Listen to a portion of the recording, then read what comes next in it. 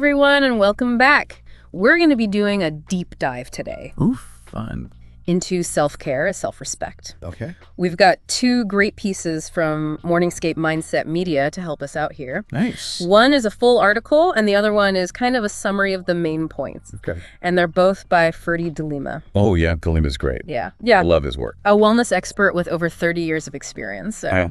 Yeah, so he definitely knows what he's talking about. That's wow. So we're really going to try and unpack this idea of self-care as the ultimate form of self-respect. Okay. Because, you know, it's a little bit more than bubble baths and face masks. Right. Yeah, you hear self-care and you just think like spa day. Exactly. Yeah. And we're going to be talking about, you know, how self-care can be about setting boundaries and how it can actually impact those around you. Ooh, I like that. Yeah. The ripple effect. Yeah, exactly. Okay. So one of the things that Delima really emphasizes is this expansive definition of self-care. It's not just about, you know, pampering yourself. It's really about this holistic approach to well-being. Yeah, that makes sense. I mean, it's kind of like, you know, if you think about respecting a friend, you wouldn't just like, you know, give them a bunch of gifts or tell them a bunch of empty compliments. It's about like actually caring for their needs. Yeah. You know, both their physical needs and their mental needs. Exactly. And that's kind of what Delima's saying about self-care. Okay. It's really about acknowledging your worth. And I don't know, have you ever thought of it that way before? That's a good point. Yeah. I mean, I think I've definitely gotten caught up in like the, you know, what I'm doing for self-care. Right. And not the reason behind it. Yeah, like, yeah. why am I actually doing this? Yeah. But that idea of worth is so important. Absolutely. And that's really where this connection to self-respect comes in. Okay. So how does he tie those two together? Well, he's saying that these small daily acts of self-care are essentially like telling yourself, hey, I matter. Oh, that's good. Right. Like every time you choose a healthy meal or you prioritize sleep, you're basically affirming your own worth. It's like a little reminder throughout the day. Exactly. And he gives some really specific examples of what this might look like. Okay. Other examples. So, you know, obviously prioritizing your health and well-being through things like, you know, exercise, nutrition, sleep. The basic. Exactly. But then he also talks about setting boundaries as a huge act of self-respect. That's a good one. Yeah. And it's so hard. It is so hard. Yeah. And it's really about protecting your time, your energy, your emotional well-being. Right. Like all of it. Yeah. All those things matter. And then, you know, obviously cultivating those positive relationships, both by seeking out supportive connections, but also distancing yourself from those toxic ones. Right. You got to do both. You do have to do both. Yeah. And I think sometimes we forget about that second part. It's easy to focus on the positive. Right. And just think like, oh, just surround myself with good people. Yeah. But sometimes you really do have to like make that conscious effort. To step away. Yeah. Yeah. And these aren't just abstract ideas, you know? Right. They have practical applications for everyday lives. Okay, good. Because I was going to say, like, how do we actually do this? I know, right? It sounds great in theory, but... Yeah. So he does give us some tips. Okay, good. So he talks about creating a self-care routine. Okay. That includes activities for your mind, body, and soul. Oh, I like that. Right. So it's very holistic. Yes. Okay. He also talks about practicing mindfulness. That's a popular one these days. Yeah. I feel like everyone's talking about mindfulness. Right. Through things like meditation or deep breathing exercises. Yeah. And then he talks about staying active in ways that you enjoy. That's good. So, you know, like yoga, running, dancing. I like that he included dance. I know. It's not always part of the conversation. It's not. Yeah. But it's so good for you. It is. Both physically and mentally. For sure. And then, of course, nourishing your body with a balanced diet. Oh, of course. We can't forget about that. The fuel. Yes. You need the fuel. And prioritizing sleep. Oh, that's a big one for me. Yeah, 7 to 9 hours. I know. I never get enough. Me neither. I'm always tired. But, you know, he really stresses the importance of it. Okay, good. And he even says, you know, what makes his advice stand out? Oh, what's that? Is that he emphasizes the experience of these activities. Okay. So it's not just about like, you know, eating your vegetables. Right. It's about finding movement that brings you joy.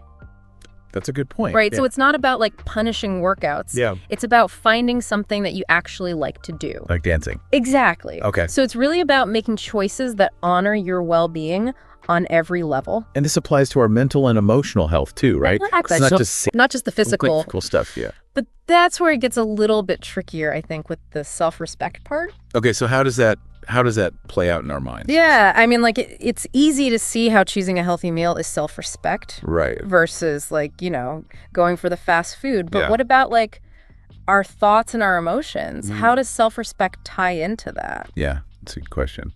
Well, Delima talks about the importance of setting boundaries as a huge act of self-respect. Right. And I think this is where a lot of us struggle. Oh, yeah, big time. Yeah. Learning to say no is still a work in progress for me. Oh, me too. It's so hard. It is. So how does he approach this idea of boundaries? Well, he really stresses that it's not about being selfish. Okay.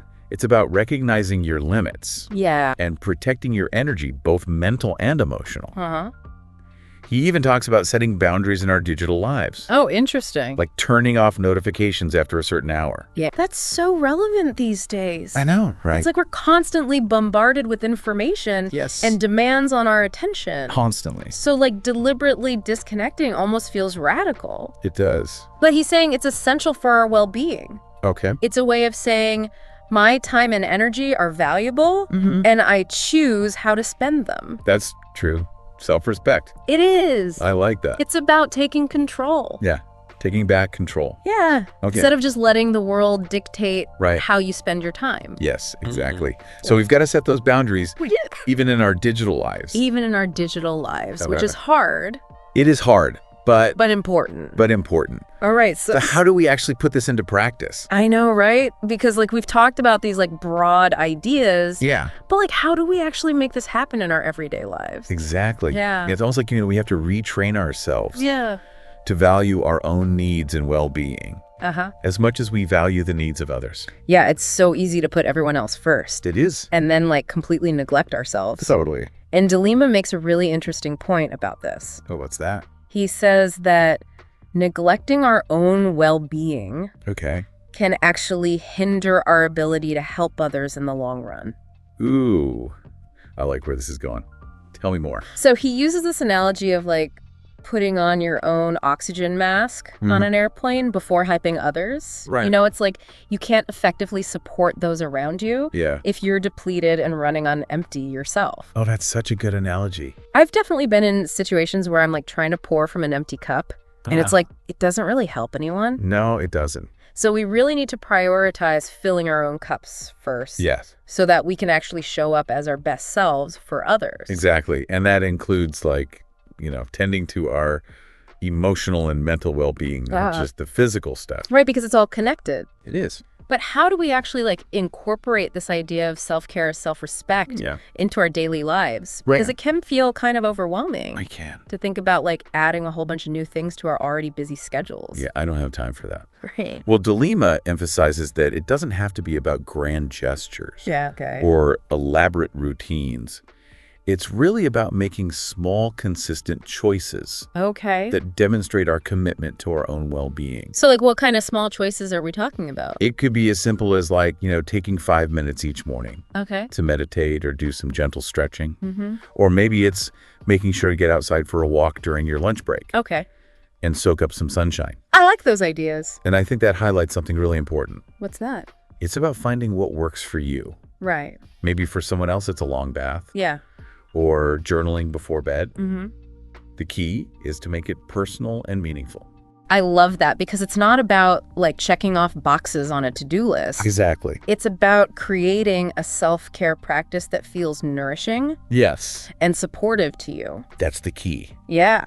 It's got to feel good. Delima also talks about the importance of being mindful of our self-talk. Oh, yeah, our inner critic. How does that fit into all of this? Well, he argues that the way we speak to ourselves can either support or sabotage our self-care efforts. Yeah, it's so easy to fall into those patterns of negative self-talk. Oh, tell me about it. Especially when we're feeling stressed or overwhelmed. By when you need it the most. It's like the worst time. Oh, yes. And I am my own worst critic sometimes. I think we all are. Probably. To some extent. Yeah. But Delima encourages us to, like, challenge those negative thoughts. Yeah, okay. And replace them with affirmations of self-worth. So instead of, like, beating ourselves up for not being perfect, we can practice self-compassion. Yeah. And acknowledge that, we're doing the best we can with the resources we have. That is such a good reminder because it's about treating ourselves Yeah. with the same kindness and understanding Yeah. that we would extend to a loved one. Yeah. And that in itself is an act of self-respect. It really is. Yeah. And speaking of like the ripple effect, Okay. Delima goes on to explore the broader societal implications Okay. of self-care as self-respect. Ooh, now we're getting to the good stuff. I know, right? I'm really curious to hear what he has to say about that. Well, he suggests that as more individuals embrace self-care, Uh-huh. it creates this ripple effect that can transform entire communities. That makes sense because when we feel good and take care of ourselves, Yeah. we're more likely to show up as our best selves in all areas of our lives. Exactly. And he uses the example of workplace wellness programs. Okay. So when companies prioritize the well-being of their employees, it creates a more positive and productive work environment. So it's not just about like individual benefits. Yeah. It can actually impact the culture of an entire organization. Absolutely. Employees are happier, healthier, and more engaged, Yeah. which leads to, increased productivity and creativity. Mm-hmm. And that positive energy can then like spill over into their personal lives Right. and their interactions with others. It's fascinating to consider how something as simple as prioritizing our own well-being I know, right? can have such far-reaching consequences. It really speaks to the interconnected nature of our lives and the power of individual actions to create collective change. Yeah. Delima also touches on the importance of self-care in addressing systemic issues Okay. like burnout and mental health stigma. Those are huge issues that affect so many people. They are. How does he see self-care playing a role in those conversations? So it sounds like he's saying that by normalizing self-care and promoting it as essential for a healthy life, we can start breaking down those harmful stigmas Okay. around burnout and mental health. Yeah, and I really like that because it's like, We're creating a more supportive and compassionate society Yeah. where people feel empowered to prioritize their well-being Right. without judgment or shame. Exactly. And it all circles back to that core concept of self-respect. When we Yeah. value ourselves enough to take care of our needs, Yeah. it sends a powerful message to others It does. and helps to create a culture of well-being. I love how he connects that individual journey of self-care to like a larger societal shift. Yeah, It's inspiring to think about the ripple effect we can create it is. by simply choosing to prioritize our own well-being. It's almost like a quiet revolution starting from within. Oh, I like that. And it reminds me of something Delima said about how self-care can be an act of defiance Oh, against a culture that often prioritizes busyness and productivity right. over personal well-being. It's like reclaiming our time and energy and saying, no, I deserve to take care of myself. I matter. Exactly. And when we model that behavior for others, it can inspire them to do the same. It's about creating a ripple effect of positive change that starts with each of us. So to wrap things up, we've explored Delima's unique perspective on self-care as the ultimate form of self-respect. We've talked about practical applications, the ripple effect on others, and its potential to create a more compassionate world. And we've seen how those consistent self-care practices, those small choices we make each day, Yeah. can have a profound impact not only on our own lives, but on the lives of those around us. This has been a really insightful deep dive. It is. Delima's work always offers so much food for thought. I know, he's great. And I hope our listeners have gained some valuable takeaways from this conversation. Me too. And as we close, I want to leave you with one final thought-provoking question. Ooh, hit me. If self-care, is self-respect, Okay. what's one small act of self-care that you can commit to today to honor your worth? It could be anything, taking a few deep breaths, enjoying a walk in nature, setting aside time for a hobby you love, or simply saying no to something that drains your energy. Whatever resonates with you. Remember, it's not about perfection or adding more to your plate. Right. It's about making a conscious choice to honor your well-being and demonstrate that you matter. Yes, I love that. Thank you for joining us on this deep dive into the world of self-care as self-respect. Thanks for having me. We hope it's inspired you to prioritize your well-being and embrace those small acts of kindness toward yourself, not just today, but every day. Absolutely. Until next time, take care.